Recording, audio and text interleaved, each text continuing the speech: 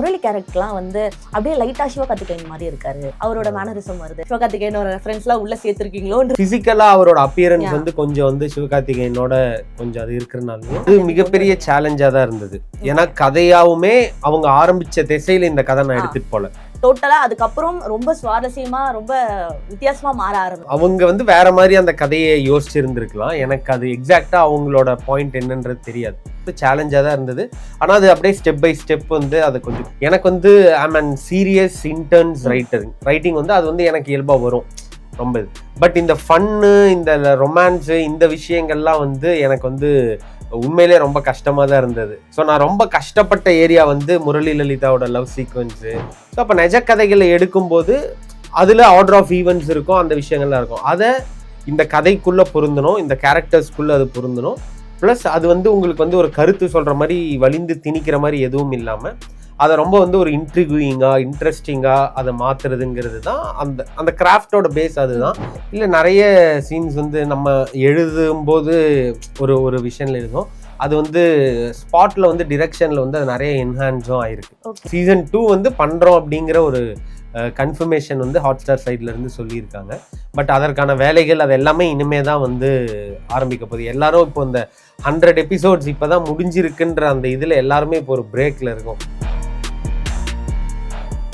Hello all, this is Madhumitha from the final cut. இன்னைக்கு நம்ம கூட போலீஸ் வெப் சீரிஸோடைய ரைட்டர் கலை காடோடி தான் ஜாயின் பண்ணியிருக்காரு. அவர்கிட்ட நிறைய விஷயங்கள் வெப் சீரிஸ் ரிலேட்டடாக கேட்டு தெரிஞ்சுக்க போகிறோம். வாங்க. வணக்கம். வணக்கம். எப்படி இருக்கீங்க? சிறப்பாக இருக்கேன். நீங்கள் எப்படி இருக்கீங்க? நல்லா இருக்கேன். உங்க பேர் மாதிரியே உங்களுடைய கதையும் ரொம்பவே டிஃப்ரெண்டா இருந்துச்சு. அண்ட் கங்க்ராச்சுலேஷன்ஸ், 100 எபிசோட் வந்து கடந்து சூப்பரா போயிட்டு இருந்துச்சு. ஸோ எப்படி இருக்கு சார் இந்த ஃபீல், இந்த வரவேற்பு எப்படி இருந்துச்சு? ரொம்ப ஒரு இம்மென்ஸாக இருந்தது. ஆக்சுவலி எனக்கு வந்து ஃபிக்ஷன் ஸ்பேஸில் இது வந்து எனக்கு வந்து ஒரு ஃபஸ்ட் டைம் இவ்வளோ பெரிய ஒரு ரெஸ்பான்ஸ் வந்து கிடைச்சது அப்படிங்கிறது. ஹாட்ஸ்டாரில் வந்து தொடர்ந்து இது வந்து டாப் 10 இன் இந்தியாவில் வந்து சார்ட்டில் வந்து எவ்ரி வீக் வந்து ஃபர்ஸ்ட் ஆர் செகண்ட்லேயே நின்றுட்டு இருந்த ஒரு இது நல்ல ரெஸ்பான்ஸ் இருந்தது. எனக்கு ஒரு பெரிய ஒரு ஒர்க் இது. கிட்டத்தட்ட 75 எபிசோட்ஸ். இது 100 எபிசோட் சீரீஸு. நான் 25th இருந்து உள்ள வரேன். ஸோ 75 எபிசோட்ஸ் வந்து நான் வந்து பண்ணி முடிச்சது. நிறைய திட்டு வாங்கியிருப்பீங்க மக்கள் கிட்ட இருந்து, நிறைய வரவேற்பும் உங்களுக்கு ஸ்டோரி சைடுல கிடைச்சிருந்துச்சு. ஓகே. அண்ட் 25th அப்புறம் தான் நீங்க உள்ள வரீங்க அப்படின்னும் போது இந்த சேஞ்சஸ் எதனால சார்? ஏன் ஃபர்ஸ்ட் இருந்த ஒரு செட் மாறி இப்போ 25th இருந்து நீங்க வரதுக்கான காரணம் என்னவா இருந்தது? அது வந்து சில இன்டர்னல் ரீசன்ஸ்னால. அது எனக்குமே அதை பத்தின கிளியரான விஷயங்கள் தெரியாது. ஒரு டீம் வந்து ஸ்டார்ட் பண்ணியிருந்தாங்க, 24 எபிசோட்ஸ் இது மாதிரி பண்ணியிருக்கோம், இதுல இருந்து எடுத்துட்டு போறதுக்கு அவங்க ரைட்டர்ஸ் பார்த்துட்டு இருந்தாங்க. நிறைய பேர் போயிட்டு அதுல இருந்து பிச் பண்ணி இது பண்ணிட்டு இருந்தாங்க. ஸோ எனக்கும் அது மாதிரி ஒரு கால் வந்திருந்தது. ஸோ இந்த 25th எபிசோட்ல இருந்து இந்த கதையை எப்படி எடுத்துட்டு போகலாம் அப்படிங்கிற மாதிரி என்ன கேட்டாங்க. அதுக்கு நான் சில ஐடியாஸு சில இதெல்லாம் ஒர்க் பண்ணி ப்ரெசென்ட் பண்ணால் அவங்களுக்கு பிடிச்சிருந்தது. அதுலேருந்து அப்படியே ஸ்டார்ட் ஆனதுதான். ஓகே. இப்போ 24th வரைக்கும் வேற ஒருத்தர் பண்ணியிருக்காரு அப்படின்றப்போ ஒவ்வொரு கேரக்டர்ஸுக்குமே வந்து அவருடைய ஓன் ஒரு விஷயங்கள் இருக்கும். ஆனால் நீங்கள் அதை கொண்டு வரீங்க, உங்கள் கையில் அது வந்ததுக்கு அப்புறம் எப்படி இருக்கும்னா உங்களுடைய ஒரு கிரியேட்டிவிட்டி அதில் ஒவ்வொரு கேரக்டர்ஸ்க்கும் நீங்கள் காட்டி ஆக வேணும். ஸ்டார்டிங்ல இருந்துனா உங்களுக்கு அது ஈஸியாக இருந்திருக்கும். நடுவுல இருந்து ஒரு கேரக்டரே டோட்டலாக சேஞ்ச் பண்ணும் அப்படின்னும் போது உங்களுக்கு ரொம்ப கஷ்டமா இருந்திருக்கும் இல்லையா? அந்த விஷயங்கள்லாம் எப்படி ஹேண்டில் பண்ணி? அது மிகப்பெரிய சேலஞ்சாக தான் இருந்தது. ஏன்னா கதையாவுமே அவங்க ஆரம்பிச்ச திசையில இந்த கதை நான் எடுத்துட்டு போல. டோட்டலா அதுக்கப்புறம் ரொம்ப சுவாரஸ்யமா ரொம்ப வித்தியாசமா மாற ஆரம்பிச்சு. அவங்க வந்து வேற மாதிரி அந்த கதையை யோசிச்சு இருந்திருக்கலாம். எனக்கு அது எக்ஸாக்டா அவங்களோட பாயிண்ட் என்னன்றது தெரியாது. பட் இந்த மாதிரி ஒரு பேஸ் இருந்தது. ஸோ இதை எனக்கு ஏற்ற மாதிரி அதை மாத்துறது ஒரு பெரிய சேலஞ்சா தான் இருந்தது. அந்த இதெல்லாம் சரி பண்றது வந்து ஒரு பெரிய சேலஞ்சா இருந்தது. அந்த கேரக்டர்ஸ் எப்படி மாத்துறது, அந்த கதையை எப்படி மாத்துறது அப்படிங்கிறது ஒரு சேலஞ்சா தான் இருந்தது. ஆனா அது அப்படியே ஸ்டெப் பை ஸ்டெப் வந்து அது கொஞ்சம் கொஞ்சமா எந்த கேரக்டர் மாத்துமா ரொம்ப சேலஞ்சிங்கா இருந்துச்சு. இந்த கேரக்டர் டோட்டலா நம்ம மாத்துறோமே, ஒர்க் அவுட் ஆகுமா அப்படின்னு ஒரு டவுட்ல இருந்த கேரக்டர் எது? இல்ல, எல்லாருக்குமே பெரிய சேலஞ்சு பெரிய சேஞ்ச் வந்து அந்த ராஜாங்கிற அந்த கேரக்டர் தான். அது ஒரு 2 பேர், ராஜா முரளி, 2 ஹீரோஸ், இவங்களுக்குள்ள நடக்கிறது. முரளியோட கேரக்டர் அப்படியே போயிட்டு இருக்கும். அதுல இயல்பாவே வந்து அதுல வந்து ஒரு குவிர்க்கினஸ் இருந்தது. அது ஒரு ஹாப்பி கோயிங்கான ஒரு கேரக்டரா இருந்தது. வேற ராஜா வந்து ரொம்ப வந்து கிரிம்மா இருந்த கேரக்டர்.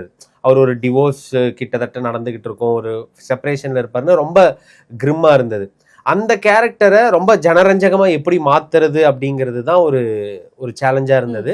அதுக்கான சில காட்சிகள் பண்ணி அதற்கான டைலாக்ஸ் வச்சு அந்த கேரக்டரை கொஞ்சம் கொஞ்சமா அப்படி மாத்தி அதுக்கப்புறம் இவங்க 2 பேத்துக்குள்ள அது வந்து ஒரு நல்ல ஒரு இணக்கமான ஒரு ஹாப்பியான ஒரு காம்பினேஷனா மாத்தி அப்படி எடுத்துட்டு போனது. அது வந்து ஒரு பெரிய சேலஞ்சு. அதுக்கப்புறம் ஃபர்ஸ்ட் ஒரு 24 எபிசோட்ஸ்ல ஒரு பொலிட்டீஷியனை வந்து வில்லனா வச்சிருந்திருப்போம். அதுக்கப்புறம் பிற்பாடு ஐராங்கிற ஒரு கேரக்டரை கொண்டு வந்திருப்போம். அந்த கேரக்டரை டிசைன் பண்றதுல பெரிய சேலஞ்சஸ்லாம் இருந்தது. பட் அதை ஒரு மாதிரி சக்சஸ்ஃபுல்லா பண்ணோம். ஓகே, இப்போ நீங்க சொன்ன மாதிரி அந்த கேரக்டர் ராஜா கேரக்டரை ஒரு ஜனரஞ்சமா காட்டணும் அப்படின்றது வந்து உங்களுக்கு ஈஸியா வந்துட்டு இருக்கும். ஏன்னா நீங்க வந்து ஒரு ஜேர்னலிசம் பேக்ரவுண்ட்ல இருந்து வந்திருக்கீங்க போது அது ஈஸியா இருந்திருக்கும். இவர் கேரக்டர் முரளி கேரக்டர் எழுதும் போது அது காமெடி வரணும், அதுல லவ் சீக்வன்ஸ் வரணும். அந்த விஷயங்கள் உங்களுக்கு எப்படி இருந்துச்சு? டஃபா இருந்துச்சா இல்ல ரொம்ப ஈஸியா? இல்ல ரொம்ப ரொம்ப எனக்கு கஷ்டமா இருந்த ஒரு இடம். ஆஸ் யூ டோல்ட், நான் வந்து ஒரு ஜேர்னலிசம் பேக்ரவுண்ட்ல இருந்து வரனால எனக்கு வந்து சீரியஸ் இன்டர்ன்ஸ் ரைட்டிங் வந்து அது வந்து எனக்கு இயல்பா வரும் ரொம்ப இது. பட் இந்த ஃபன்னு, இந்த ரொமான்ஸு, இந்த விஷயங்கள்லாம் வந்து எனக்கு வந்து உண்மையிலே ரொம்ப கஷ்டமா தான் இருந்தது. பிளஸ் எவ்ரி எபிசோட் அது இருந்துகிட்டே வேற இருக்கணும், அது ரொம்ப ரசிக்கிற மாதிரியான விதத்துல இருக்கணும் அப்படிங்கிறது. ஸோ நான் ரொம்ப கஷ்டப்பட்ட ஏரியா வந்து முரளி லலிதாவோட லவ் சீக்வன்ஸு, அந்த ஃபன் போர்ஷன்ஸ், அதெல்லாம் தான் கொஞ்சம் வந்து மெனக்கெட்டு ஒர்க் பண்ணேன். ரியல் லைஃப்லயும் நீங்க இப்படிதானா சார்? ஒரு ராஜா கேரக்டர் மாதிரி தான் அப்படியே வெறப்பா இருப்பீங்களா இல்ல முரளி கேரக்டர் மாதிரி ஜாலியா? இல்ல, அது நான் 2 மாதிரியுமே இருப்பேன். பட் என்னோட ரசிப்பு தன்மைன்றது ஒண்ணு, கிரியேட்டிவ் சென்சிபிலிட்டின்னு ஒண்ணு. இப்ப நான் வந்து ஒரு பல 100 தடவை பார்த்த எனக்கு பயங்கரமா பிடிச்ச டைரக்டர் வந்து சுந்தர் சி சாரோட படங்கள் வந்து ரிப்பீட் மோட்ல நான் அவ்வளோ பார்ப்பேன், எல்லாம் பண்ணுவேன். ஆனா என்னால அப்படி ஒன்று கிரியேட் பண்ண முடியுமா அப்படின்னு கேட்டா என்னோட கிரியேட்டிவ் சென்சிபிலிட்டி வந்து அதுக்கேற்ற மாதிரி இருக்காது. பட் என்னால பார்க்க முடியும், ரசிக்க முடியும், அதை என்ஜாய் பண்ண முடியும் அப்படிங்கிற மாதிரி இருக்கும். ஸோ அந்த மாதிரி தான் ஆஸ் அ பர்சனா நான் 2ம் கலந்த மாதிரி தான் இருப்பேன். பட் ரைட்டிங்ல வரும்போது அது கொஞ்சம் வந்து சேலஞ்சிங்கா இருக்கும். ஓகே, அண்ட் அதே மாதிரி வந்துட்டு ரியல் லைஃப் இன்சிடென்ட்ஸை வந்து நீங்கள் வந்து உள்ளே கொண்டு வரீங்க அப்படின்னும் போது அந்த மணல் கொள்ளைக்கு இதுவாக இருக்கட்டும், ஆணவ கொள்ளையாக இருக்கட்டும், இது அப்படியே உள்ளே கொண்டு வர முடியாது. கொண்டு வரதுன்றது ஈஸியாக இருக்கும். பட் அதை வந்து ரசிக்கும் தன்மையாக அதை போய் சேர்ற விதத்தில் இன்டைரக்டாக கொடுக்கணுன்றது வந்து ரொம்ப ரொம்ப டஃப்பான ஒரு விஷயமா இருக்கும். அது எப்படி நீங்கள் பண்ணீங்க? அந்த ஐடியாஸ் ஃபர்ஸ்ட் எப்படி வந்துச்சு? உள்ளே கொண்டு வரலாம் அப்படின்ற ஐடியா எப்படி வந்துச்சு? ஐடியாஸ்னா அது நான் வந்து ஸ்டோரிக்கு தான் ஃபர்ஸ்ட். ஸோ நான் வந்து ப்ராப்பரா நான் ஃபிக்ஷன்ல இருந்து நான் ஃபிக்ஷனுக்கு வந்தேன். ஸோ ஒரு 10 வருஷத்துக்கு மேலே ஜேர்னலிசம்ல இருந்து நான் வந்து ஃபிக்ஷன் புக்ஸ் கூட அதிகம் படித்தவன் கிடையாது. நான் ஃபிக்ஷன் புக்ஸ் தான் அதிகமே படிச்சிருக்கேன். ஸோ அதுக்கப்புறம் இதுக்குள்ள வரோம் ஸ்க்ரீன் ரைட்டிங். ஆமாம். ஸோ அந்த ஷிஃப்ட் வந்து எனக்கு ஒரு பெரிய டைம் எடுத்தது, அதுக்கு பெரிய எஃபர்ட் போட வேண்டி இருந்தது, அதெல்லாம் இருந்தது. அதுக்கப்புறம் வந்து அது வந்து ஒரு மாதிரி ஒரு ப்ராக்டிஸாக வந்துருச்சு. ஆஸ் டோல்ட் என்னன்னா, இப்போ நிஜ கதைகள் நம்ம எடுக்கிறோம். ஸோ அப்போ நிஜ கதைகளை எடுக்கும்போது அதில் ஆர்டர் ஆஃப் ஈவெண்ட்ஸ் இருக்கும், அந்த விஷயங்கள்லாம் இருக்கும். அதை இந்த கதைக்குள்ள பொருந்தணும், இந்த கேரக்டர்ஸ்குள்ள அது பொருந்தணும். ப்ளஸ் அது வந்து உங்களுக்கு வந்து ஒரு கருத்து சொல்ற மாதிரி வலிந்து திணிக்கிற மாதிரி எதுவும் இல்லாமல் அதை ரொம்ப வந்து ஒரு இன்ட்ரிகியூயிங்கா இன்ட்ரெஸ்டிங்கா அதை மாத்துறதுங்கிறது தான் அந்த கிராஃப்டோட பேஸ். அதுதான். அது சில இடங்கள்ல சேலஞ்சிங்கா இருந்தது, சில இடங்கள்ல அதை நான் வந்து நல்லாவே இது பண்ணிட்டேன். பட் அதை வந்து அக்செப்ட் பண்ணிக்கணும்ன்றது ஒரு விஷயம் இருக்கு இல்லையா? டைரக்டர் சைட்ல இருந்து, டீம் சைட்ல இருந்து அதை அக்செப்ட் பண்ணிக்கிட்டாங்களா? ஃபர்ஸ்ட் இந்த மாதிரி ஒரு விஷயத்தை உள்ள கொண்டு வர போற நீங்க பேசும்போது அக்செப்ட் பண்ணிக்கிட்டாங்களா? யா ஃபர்ஸ்ட் இனிஷியலா அதை பத்தின டிஸ்கஷன்ஸ் இருந்தது, அதுல ஆர்கியூமெண்ட்ஸ் இருந்தது, அது எல்லாமே இருந்தது. ஹாட் ஸ்டார் சைட்ல இருந்து எனக்கு ஒரு இபி இருப்பாங்க, 2 பேர், நிலான்னு சொல்லிட்டு ரோஹித்னு. இவங்க கூட தான் இனிஷியல் லெவல் ஆஃப் டிஸ்கஷன்ஸ்லாம் நடக்கும். அப்போ பண்ணும்போது அவங்க பார்த்தது, இந்த கதைக்கு இது தேவைப்படுதா? ஆமா தேவைப்படுது. இது இன்ட்ரெஸ்டிங்கா இருக்கா? இன்ட்ரெஸ்டிங்கா இருக்கு. ரசிக்கும்படி இருக்கா? ரசிக்கும்படி இருக்கு. அதுக்கப்புறம் இது நிஜ சம்பவத்தை பேஸ் பண்ணி இருக்குது அப்படிங்கிற ஒரு பாயிண்ட் வருது. ஸோ அதை பற்றின டிஸ்கஷன்ஸ் நடந்தது. அதுக்கப்புறம் பாலா சார், குட்டி சார்ன்னு சொல்லிட்டு அவங்க தான் ஹெட்ஸ் அதோடது. ஸோ அவங்களுக்கு நரேஷனுக்கு போகிறோம், அவங்களோட ஃபீட்பேக்ஸ் எடுத்துக்கிறோம். அப்படி தான் இது வந்து ஒரு கூட்டு முயற்சியாக தான் வந்து அது வந்து ஃபார்முலேட் ஆச்சு. ஓகே, ஒரு கிரைமா போயிட்டு இருக்கும் போது நடுவுல காமெடி வர்றது, லவ் வர்றது, நீங்க எழுதும் போது வந்து இது ஒர்க் அவுட் ஆகும் அப்படின்னு நினைச்சீங்களா? அது ஃபர்ஸ்ட் இனிஷியலா எனக்குமே சில டவுட்ஸ்லாம் இருந்தது. இதுல சில வைல்டான ஐடியாஸ்லாம் இருக்கும். ஃபார் எக்ஸாம்பிள் பாத்தீங்கன்னா, முரளி வந்து என்ன பண்ணுவாருன்னா, அவர் வந்து சின்ன வயசுல ஒரு கார்ல போகும்போது ஒரு ஆக்சிடென்ட் ஆகி அவங்க அப்பா அம்மா வந்து இதாயிருப்பாங்க. ஸோ அவரோட ஒரு கார் ஒன்று இருக்கும், ஒரு பழைய ஃபியட் பத்மினி கார். அந்த காரை வந்து தன்னுடைய அப்பா அம்மா இன்னும் அந்த கார்ல இருக்காங்கன்ற மாதிரி அவருக்குள்ள ஒரு இது இருக்கும். ஸோ அந்த காரை வந்து தன்னோட அப்பா அம்மாவா அவர் பாப்பாருன்ற மாதிரி ஒரு விஷயம்லாம் இருக்கும். ஆக்சுவலி இதெல்லாம் சின்ன டவுட் இருந்தது, நம்ம ஆடியன்ஸ்க்கு இது வந்து ஒர்க் ஆகுமா, இதை சரியா எடுத்துப்பாங்களா அப்படிங்கிற மாதிரிலாம் இருந்தது. பட் அந்த ஐடியாஸ் தான் நல்லா ஒர்க் ஆனது. ஸோ அது மாதிரி சின்ன சின்ன விஷயங்கள் வந்து எக்ஸ்பெரிமெண்ட் பண்ணி பண்ணி பார்க்கும்போது நிறைய இது ஒர்க் ஆச்சு அதுல. ஓகே, எனக்கு ரொம்ப பிடிச்ச கேரக்டர் அப்படின்னா வந்து ஐரா கேரக்டர். அப்படியே ஆப்டா அந்த கேரக்டருக்கு ஏத்த மாதிரி அவர் ஆப்டா இருந்தாரு தீபக் அவர்கள். ஸோ உங்களுக்கு எழுதும் போது அந்த கேரக்டர் எழுதும் போது என்னென்ன ஒரு சேலஞ்சஸ் இருந்துச்சு அண்ட் எப்படி அந்த கேரக்டர் உள்ள கொண்டு வரணும்னு நினைச்சீங்க? சேலஞ்சஸ்னா ஃபர்ஸ்ட் சேலஞ்சு, இப்போ ஒரு வில்லன் ஒரு போலீஸ் தான் ஹீரோ, ஒரு வில்லன் அப்படின்னும் போது சினிமாக்கள்லயும் சரி சீரீஸ்கள்லயும் நம்ம பார்த்து அழுத்து போன ஒரு வில்லன் கேரக்டர் வந்து அரசியல்வாதி. ஆப்வியஸ்லி இதுலயுமே ஃபர்ஸ்ட் நமக்கு 24ல ஒரு அரசியல்வாதி, ஒரு மினிஸ்டர் அப்படிதான் இருக்கும். அது ரொம்ப ரொம்ப வந்து கிளீஷேவான பார்த்து அழுத்து போன ஒரு விஷயம். ஆனா இவங்களுக்கு ரிவல்ரியா நீங்க வேற யாரையுமோ பெருசாவும் வைக்க முடியாது. அப்படின்னும் போதுதான் ஒரு சாதி அமைப்பினுடைய ஒரு தலைவர் அப்படிங்கிற ஒரு கேரக்டர் வந்து டிசைன் பண்றோம். அந்த கேரக்டரை டிசைன் பண்ணும்போது அதுவும் வந்து இப்போ சாதி அமைப்பு தலைவர்களை வில்லனா வைத்த படங்களும் இருக்கு. அதுவும் எப்படி இருக்கும், வெட்டுவன் குத்துவன் சுத்துவாங்க, ரவுடிசம் பண்றது அப்படி. ஆனா இன்னைக்கு கான்டெம்பரரியா அந்த சாதியம் வந்து எப்படி இயங்குது அப்படிங்கிறது இருக்கு இல்லையா. ஸோ இன்னைக்கு சோசியல் மீடியா மூலயமாக இளைஞர்களை வந்து ரேடிக்கலைஸ் பண்றதாகட்டும், பிளஸ் ஒரு ஒரு ஒரு 2 ஜென்ரேஷனுக்கு அப்புறம் இன்னைக்கு வந்து ஸ்கூல் பசங்க மத்தியில கூட வந்து ஒரு பெரிய ஒரு சாதிய வன்மம் வந்து உள்ள நுழையக்கூடிய சூழல்லாம் நமக்கு இருக்கு. அப்போ இதெல்லாம் எப்படி நடக்குது அப்படின்னும் போது இதையெல்லாம் வச்சு ரொம்ப கான்டெம்பரரியா அந்த கேரக்டரை வந்து நான் வந்து டிசைன் பண்ணோம். நீங்க பாத்தீங்கன்னா அவன் வந்து ஒரு ஃபாரின் யூனிவர்சிட்டியில படிச்சுட்டு வந்திருப்பான் ஐரா. அவனுக்கு வந்து ஒரு சவுத் கொரியன் ஃப்ரெண்டு இருப்பான், கிம்னு ஒருத்தன் வருவான். ஸோ அவன் கூட ஒரு கனெக்ஷன் இருக்கும். சோஷியல் மீடியாவில் வந்து அவன் பயங்கர ஆக்டிவாக இருப்பான். அதன் மூலயமா இளைஞர்களை வந்து ரேடிக்கலைஸ் பண்ணி சாதியத்தை அதுக்குள்ளே புகுத்துவான். அவன் வந்து உட்கார்ற சீட்டே பார்த்தீங்கன்னா ஒரு பஸ் டிரைவர் கேபினோட ஒரு சீட்டில் வந்து உட்காந்துருப்பான்.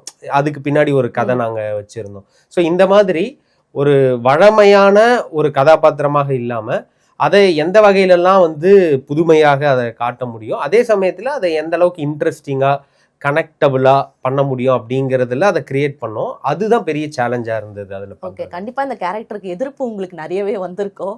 சோ அப்படி என்னென்ன எதிர்ப்புலாம் வந்துச்சு இந்த கேரக்டருக்கு? எதிர்ப்புகள்னா இதை நம்ம வந்து ஃபிக்ஷனா தான் பண்றோம். ஒரு ஃபிக்ஷனோ வாட் எவர் ஒரு கிரியேஷன் அப்படிங்கிறது அப்படியே வானத்துல இருந்து எதுவுமே இல்லாம குதிச்சு வரக்கூடியதா இருக்காது. ஒரு காமெடி ஆகட்டும், ஒரு கமர்ஷியல் படமாகட்டும், ஒரு படைப்பு அப்படிங்கிறது உங்களை சுற்றி நடக்கக்கூடிய நிகழ்வுகள், உங்களுடைய வாழ்க்கையின் அனுபவங்கள்ல இருந்து உருப்பெற்று அது வந்து வேற மாதிரியா டிசைன் ஆகி தான் வரும். அப்படிதான் வந்து வரும் அது வந்து. ஸோ அப்படி பார்க்கும்போது இந்த கதாபாத்திரங்கள் நம்ம வந்து பார்த்த கேட்ட செய்திகளில் படித்த பல விஷயங்களை வச்சு அதோட சேர்த்து சில புனைவுகள் எல்லாம் சேர்த்து தான் நம்ம வந்து இந்த கேரக்டரை பண்ணுறோம். ஆனால் அந்த சாதியை பிடித்திருக்கக்கூடிய நிறைய பேருக்கு வந்து அது வந்து அவங்கள ரெப்ரசன்டேட் பண்றதாக, அவங்களோட தலைவர்களை ரெப்ரசன்டேட் பண்றதாக அவங்க வந்து ஃபீல் பண்ணி, ஸோ அது சம்பந்தமா அவங்க வந்து லீகலா சில விஷயங்கள் பண்ணாங்க. சோஷியல் மீடியாவில் வந்து பயங்கரமா அடிச்சு எழுதுவாங்க, இது வந்து நல்லா போயிட்டு இருக்க சீரீஸ்ல வந்து இப்படி ஒரு கேரக்டர் கொண்டு வந்து கெடுத்துட்டாங்க அப்படின்னு ஒரு நெகட்டிவ் ப்ரொபகேண்டா பண்ணுவாங்க. அந்த மாதிரி நிறைய விஷயங்கள். ஆனா அதெல்லாம் உங்களுக்கு ஒரு வெறிய கொடுத்துருக்கோம் இல்லையா? கண்டிப்பா கொடுத்துருக்கோம் நினைக்கிறேன், உங்க சிரிப்பே சொல்லுது. இல்ல அது வெறிங்கிறத விட எனக்கு என்னன்னா, நம்ம செய்யற விஷயத்த யார் ஆதரிக்கிறாங்க யார் எதிர்க்கிறாங்க அப்படிங்கிறது இருக்குல்ல. தப்பானவங்க அதை எதிர்க்கிறாங்கன்னா நம்ம அதை சரியா பண்றோம் அப்படிங்கறது அர்த்தம். சரியானவங்க அதை எதிர்க்கிறாங்கன்னா நம்ம தப்பா சொல்றீங்க. அதை நான் அப்படிதான் அதை வந்து எடுத்துக்கிட்டேன். ஓகே, இப்போ நீங்க எழுதிட்டு இருக்கும் போது இந்த சீன் ஒர்க் அவுட் ஆகாது அப்படின்னு உங்களுக்கு ஏதாச்சும் ஒன்று தோணி இருக்கும் இல்லையா? ஆனா அதை நீங்க ரிலீஸ் ஆனதுக்கு அப்புறம் வெப் சீரிஸ்ல பார்க்கும்போது நம்ம இது நல்லா வராதுன்னு நினைச்சோம், பார்த்தா பிச்சு உதறி இருக்காங்களே அப்படின்னு ஏதாச்சும் ஒரு சீன் இருக்கா உங்களுக்கு? இல்ல, நிறைய சீன்ஸ் வந்து நம்ம எழுதும் போது ஒரு விஷயம்ல எழுதும், அது வந்து ஸ்பாட்ல வந்து டிரெக்ஷன்ல வந்து அது நிறைய என்ஹான்ஸும் ஆயிருக்கு. ஓகே, ஃபார் எக்ஸாம்பிள் நான் சொன்ன அந்த கார் சீன் ஆகட்டும், அந்த முரளி ஃபர்ஸ்ட் டைம் அந்த காரை எடுத்துட்டு வந்து அவங்க லலிதா கிட்ட வந்து என்கிட்ட வந்து ஒரு மூவிங் ஹவுஸ் இருக்கு, ஒரு மேஜிக்கல் மூவிங் ஹவுஸ் இருக்கு அப்படின்லாம் சொல்லிட்டு அதை எடுத்துட்டு வந்த அந்த காட்சி வந்து ரொம்ப அழகா இதாக்கப்பட்டது. அதுக்கப்புறம் இதுல வந்து ஒரு காமெடி கிக்ஸ் இருப்பாங்க, ஜீவா ஸ்வென்சின்னு சொல்லிட்டு அவங்களோட ட்ராக் ஒன்று நடக்கும். அதுல வந்து இந்த ஜீவாக்கு வந்து சைக்கிளே ஓட்ட தெரியாது, பைக் ஓட்ட தெரியாதுன்றது ஒன்று வச்சு அவன் எப்படி சைக்கிள் கத்துக்கிறான் அப்படிங்கிற ஒரு விஷயத்த வச்சு ஒரு ட்ராக் பண்ணியிருந்தோம். அது வந்து ரைட்டிங்கா வந்து ரொம்ப அது எந்த அளவுக்கு ஒர்க் ஆகுன்றதுல பெரிய டவுட் இருந்தது. ஆனால் அது ஒரு மாதிரி நல்லா இருந்தது. ஆக்சுவலா உங்ககிட்ட பேசும்போது அது உங்களுக்கு வந்து நீங்க காமெடி சீன்ஸ் எழுதும்போது ரொம்ப கஷ்டப்பட்டிருப்பீங்கன்னு நினைக்கிறேன் சார். சீரியஸாவே லவ் சீன் கூட அவ்வளவு கஷ்டப்பட்டிருக்க மாட்டீங்க போல, காமெடி சீன் எழுத ரொம்ப கஷ்டப்பட்டிருப்பீங்க. ஆமாம், அது கொஞ்சம் சேலஞ்சிங்காக தான் இருந்தது எனக்கு. Okay okay. சீசன் 2 எப்போ எதிர்பார்க்கலாம், எப்படி வரும், என்ன மாதிரி டிஃப்ரென்ஸ்லாம் நீங்க காட்டலாம்னு இருக்கீங்க? ஆக்சுவலி இன்னும் அதை பற்றின அது சீசன் 2 பண்ணுறோம் அப்படிங்கிற ஒரு கன்ஃபர்மேஷன் ஹாட்ஸ்டார் சைட்லேருந்து சொல்லியிருக்காங்க. பட் அதற்கான வேலைகள் அது எல்லாமே இனிமே தான் ஆரம்பிக்க போகுது. எல்லாரும் இப்போ இந்த 100 எபிசோட்ஸ் இப்போ தான் முடிஞ்சிருக்குன்ற அந்த இதில் எல்லாருமே இப்போ ஒரு பிரேக்கில் இருக்கும். முடிஞ்சிருக்கு அப்படின்னு எல்லாம் ரெஃப்ரெஷ் ஆகணும் அப்படிங்கிறதுக்காக. அது ஆனதுக்கப்புறம் ஆசாப் வேலைகளை தொடங்கிடும். ஓகே. பட் இது உங்களுக்கு டோட்டலா ஒரு டிஃப்ரெண்டான ஒரு இதுவா இருந்திருக்கும், ஃபீல்டா இருந்திருக்கும் இல்லையா? ஜேர்னலிசம் டு ஒரு ரைட்டரா வரும்போது ரொம்ப டிஃப்ரெண்டா இருந்திருக்கும். அதை எப்படி ஹேண்டில் பண்றீங்க? அண்ட் நிறைய டைம் நீங்க ஊர்லயே இருக்கிறது இல்ல, ரொம்ப சுற்றுப்பயணங்கள் எல்லாம் நிறைய போறீங்க, எப்படி இந்த விஷயங்கள்லாம் ஹேண்டில் பண்றீங்க? இல்ல இது அதுதான் சொல்ற சேலஞ்ச். இப்போ நம்ம மீடியால இப்போ இருக்கிறது, இப்போ என்னோட ஃப்ரெண்ட்ஸும் நிறைய பேர் ஃபிலிம் இண்டஸ்ட்ரிக்குள்ள ஃபிக்ஷன்லலாம் ஒர்க் பண்ணுறாங்க. பட் அவங்க ஜேர்னலிசமில் இருக்கும்போதே அவங்க அதை நோக்கின பயணத்தில் இருந்தாங்க. ஓகே. சினிமாவுக்கு போகணும், மீடியாவில் இருக்கிற நிறைய பேருக்கு அந்த எண்ணம் இருக்கும். ஸோ அந்த மாதிரி தான் இருப்பாங்க. எனக்கு அப்படி கிடையாது. நான் சினிமாவை நோக்கி வர ஐடியாலே இல்லை. நான் ஹார்ட் கோர் ஜேர்னலிஸ்டாக தான் இருந்தேன். ஆஸ் டோல்டு நான் நான் ஃபிக்ஷன் மட்டும்தான் படிச்சிருக்கேனே. ஃபிக்ஷன் புத்தகங்கள் கூட அந்த டைம்லலாம் படித்தது கிடையாது. ரொம்ப தீவிரமான ஜேர்னலிஸ்டாக தான் இருந்தேன். அப்போ எனக்கு என்னன்னா இந்த ஃபிக்ஷன் வேர்ல்டுக்குள்ளே வர்றதே ஒரு பெரிய சேலஞ்சாக இருந்தது. அதை கொஞ்சம் கொஞ்சமாக படித்து ஸ்க்ரீன் ரைட்டிங் பண்ணி நிறைய ப்ராக்டிஸ் எழுதி பார்த்து ட்ரை பண்ணி அப்படி தான் இதுக்குள்ளே வந்தது நான். ஓகே. ஸோ நீங்கள் எழுதும் போதே அதான் ஃபஸ்ட்டு சொன்ன மாதிரி நீங்கள் 25th தான் உள்ளே வரீங்க அப்படின்னும் போது இந்த ராஜா கேரக்டர், முரளி கேரக்டர்லாம் இப்படி தான் இருக்கணும் அப்படின்னு சொல்லி உங்ககிட்ட ஒரு இன்ஸ்பயர் வந்திருக்கும் இல்லையா? இவங்கள மாதிரி இந்த கேரக்டரை நம்ம அமைக்கலாம் அப்படின்னு. அப்படி வந்த கேரக்டர்ஸ் யாரு? ரியல் லைஃப்ல கேட்குறீங்களா? ராஜா முரளிக்கு ரியல் லைஃப் இன்ஸ்பிரேஷன் என்னால் சொல்ல முடியல. பட்டு ஒரு ஒரு ஆடியன்ஸாக நீங்கள் ஒரு படத்தை பார்க்கும்போது உங்களோட ஹீரோ எப்படி இருக்கணும், அந்த கதை எப்படி இருக்கணும் அப்படின்னு நம்ம நினைப்போம் இல்லையா? அந்த மாதிரி தான் அந்த கேரக்டரை நான் டிசைன் பண்ணேன். அது பர்டிகுலராக எனக்கு ரியல் லைஃப் கேரக்டர்னு சொல்ல தெரியல. மேபி இருந்திருக்கலாம் எனக்குள்ள, என்னோட ஃப்ரெண்ட்ஸோ இல்லை நான் பார்த்து கடந்து வந்த மனிதர்களோ யாரோடதோ தான் இருக்கலாம். அதை என்னால் டக்குன்னு யோசிக்க முடியல. Okay.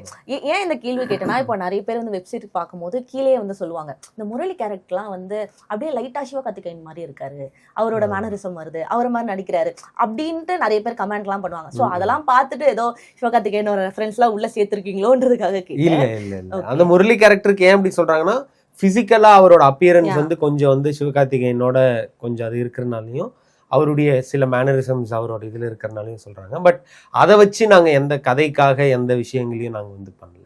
Okay. And thank you so much sir. And season 2க்காக நாங்களாம் ரொம்ப ஈகராக வெயிட் பண்ணிட்டு இருக்கோம், எப்படி வரப்போகுது எப்படின்றதுக்காக. And thank you so much. Thank you. நன்றி.